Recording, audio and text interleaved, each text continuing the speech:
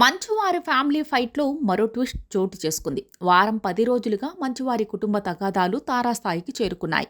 ఒకరిపై ఒకరు పోలీస్ స్టేషన్లో ఫిర్యాదులు చేయడం, దాడులు చేసుకోవడం, వాయిస్లు రిలీజ్ చేయడం, అబ్బో చాలా పెద్ద కథే నడిచింది. అయితే పోలీసులు సీరియస్గా తీసుకుని విచారణకు పిలిచి మనోజ్కు, విష్ణుకు కాస్త గట్టిగానే మందలించడంతో పాటు మనోజ్ను బైండ్ ఓవర్ చేయడంతో గొడవ కాస్త సద్దుమణిగిందనుకున్నా. కానీ ఈరోజు మనోజ్ మళ్లీ ఫిర్యాదు చేయడం, అది కూడా సంచలన ఆరోపణలు చేసి కంప్లైంట్ ఇవ్వటం ఇప్పుడు మరోసారి చర్చనీయాంశంగా మారింది. శనివారం డిసెంబర్ 14 రోజున మోహన్ బాబు భార్య పుట్టినరోజు సందర్భంగా జల్పల్లిలోని నివాసంలో రాత్రి సమయంలో మంచు మనోజ్ తన స్నేహితులతో కలిసి పార్టీ చేసుకున్నారు.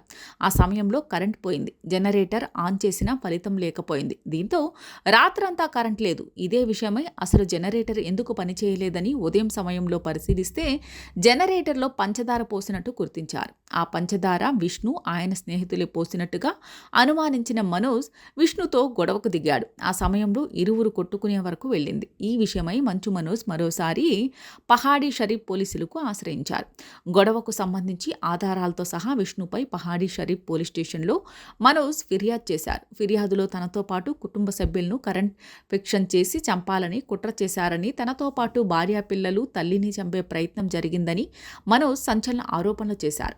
వారం రోజుల క్రితం కొంతమంది వ్యక్తులపై ఫిర్యాదు చేశానని, వాళ్లే ఇప్పుడు తమ ఇంట్లోకి ప్రవేశించి కుట్ర చేశారని ఆరోపించారు.